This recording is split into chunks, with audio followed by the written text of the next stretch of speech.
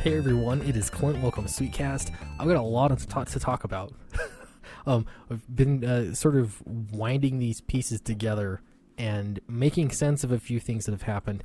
And essentially, in a nutshell, there's a problem with activism in the comic industry. Now, I know I've said this a million times, but it has really occurred to me how big of a problem it is, and I think I have some evidence to sort of underline how this is trying to be hidden.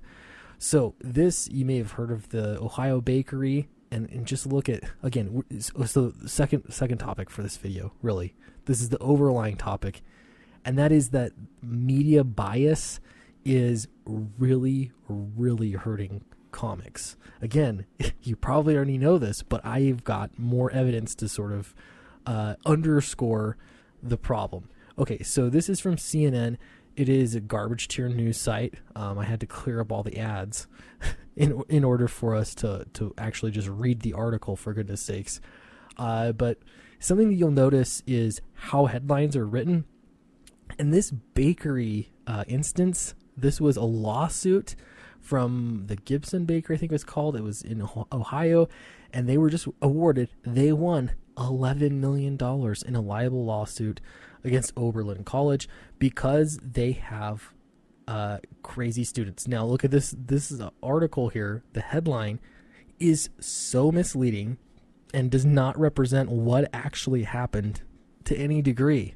I mean, even if you were looking at this from a middle of the road perspective, this does not at all describe what happened in reality with actual facts and information that we know. This is disgusting. And the fact, this will come up again, the fact that I'm pointing this out, that this is so biased, not just bias, it's so beyond bias that it's trying to double down on the same poor decision making that landed Oberlin College in this lawsuit in the first place. Okay, so CNN says Ohio Bakery awarded $11 million in liable lawsuit against Oberlin College over alleged racial profiling. Oh, man. Okay, you see what they said here. If you know about the case, there were some students who happened to be black who shoplifted and who also pled guilty to the shoplifting later. This happened about 3 years ago. And so you've got students that shoplifted and a bunch of insane radical ideologues that work at that college decided it would be a good idea to wind up the students and sick them on the bakery for calling the police like any reasonable person would do if somebody was shoplifting from their business. Okay? Now, if I point this out, there are people that will have you believe that I am some kind of political activist. I am not. I am the opposite of an activist. It's like if you walk down the street and somebody is, they throw a milkshake at you out of protest, and if you have a problem with that, then therefore that makes you an activist. Do you see how insane this is? This is, it's straight out of Rules for Radicals. You accuse people of the thing that you were doing yourself. It does not make you an activist to push against this kind of stuff. Okay, if somebody is doing it and you say something about it, it doesn't make you an activist. It means you don't like their activism. So this is what's going on. All right. Now, this is an important case. $11 million is a swift kick right there. That's pretty great. And that sends a message, and I don't know what'll change, but it does. I would think that would send a chill down the spine of at least higher education institutions that participate in this kind of activism. All right, and private businesses just trying to do business without being stolen from should have the right to do that. That does not make me an activist for saying that. This is basic common sense. So when they say that this was over alleged racial profiling, we know there was no racial profiling. The students, they were found guilty. They admitted to doing it. Okay? So it had nothing to do with alleged racial profiling. What it had to do was they won $11 million because the students made life so difficult with, they're protesting on the streets. I don't know all the details of everything they were doing. They were being nuts, okay? And they were making it so this business could not do business, okay? That's what the lawsuit was over, and especially because Oberlin College is the one that radicalized these activists and sent them that way. Okay, this is important because there are other lawsuits happening, and this is a pop culture channel. We go through this kind of stuff. So we think about Mark Waid. Mark Waid, this has got to be one of the worst things that he can see happening, because the similarities between the cases are astounding. Mark Waid spun people up into a frenzy, but he's also so Oberlin College was responsible for their instructors and the dean or whatever that got the students all riled up. Mark Waid got people riled up, okay, and he not only did he get people riled up, but he's the one that actually took action. He called Antarctic Press. They had a publishing deal with Richard Meyer to publish his book, Jawbreakers, and Mark Waid decided to insert himself in the middle of that situation and destroy it. He destroyed that contract, even though he was not a party to it. It had nothing to do with him, other than that he is an activist. He's an activist that works in college, or not college, works in comics rather, and he found it necessary to put himself out there. Okay, here we go. Richard C. Meyer suing him, and I just wanted to give you an update on the GoFundMe's. $128,000 into the pot to sue Mark Waid, and then on Mark Waid's side, he's got $80,000 right now. In his defense, okay, so we're bringing this back around to comics.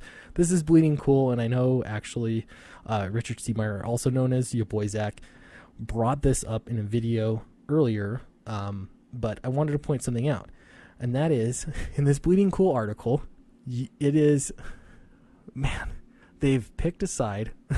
They've picked a side like they always do.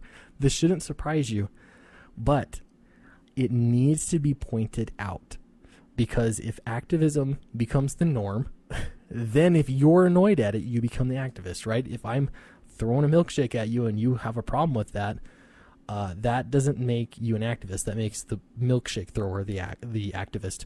Okay, so I'll look in this article on feminism, and this is a tough subject for activists because there are competing sides: trans exclusionary feminists versus, I don't know, whatever, just feminine. I don't even know what they call them. So that, yeah, the idea is, are trans women, or are they not women? How does that work? That's a whole debate I'm not interested in having. But I will tell you that Bleeding Cool does not call the people that went after Chelsea Kane activists. In fact, I did a control find, did not find the word activist in here once, even though people are so upset that the Man-Eater's book is not. It's about a bunch of women, apparently, that when they get their periods, they turn into she-panthers or something and kill people. Whatever. But that is not a progressive enough of a point of view, because it only includes biological women, and that makes activists upset. Okay, so this argument in and of itself, if you take a step back from it, and you realize that there is a movement going on in comics to make comics more progressive than they are right now. I mean, that's the best way I can describe it. Now, what would they call that group? Would they call them, they wouldn't call them Comicsgate. That's kind of the opposite, right? You wouldn't call them, I don't know, activists. Like, there's so many things you could call them. Bleeding Cool didn't call them activists. Point is, this is an article from Bleeding Cool. This is May 7th.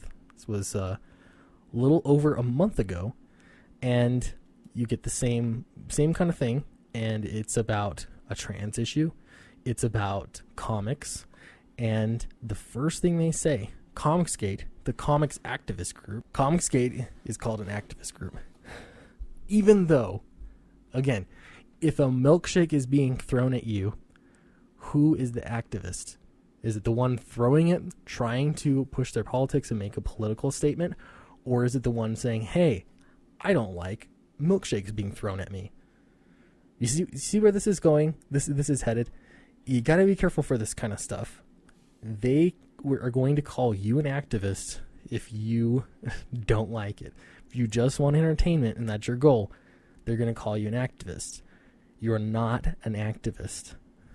Don't accept that unless you're pushing some kind of a political agenda and you're actively seeking it or whatever, whatever. If you want to be an activist, that's fine. You're an activist. But if you're objecting to their activism, that does not make you an activist. Don't let them try and label you as such. Okay? You're a comics consumer, and this is disgusting. This is how media bias pushes the narrative, and they try to determine what is okay and what is not okay, who is good and who is bad, who is extreme and who is not extreme. And in this situation, even though I feel like these politics are absolutely extreme, especially when it's somebody else's book, like just, let them write the book.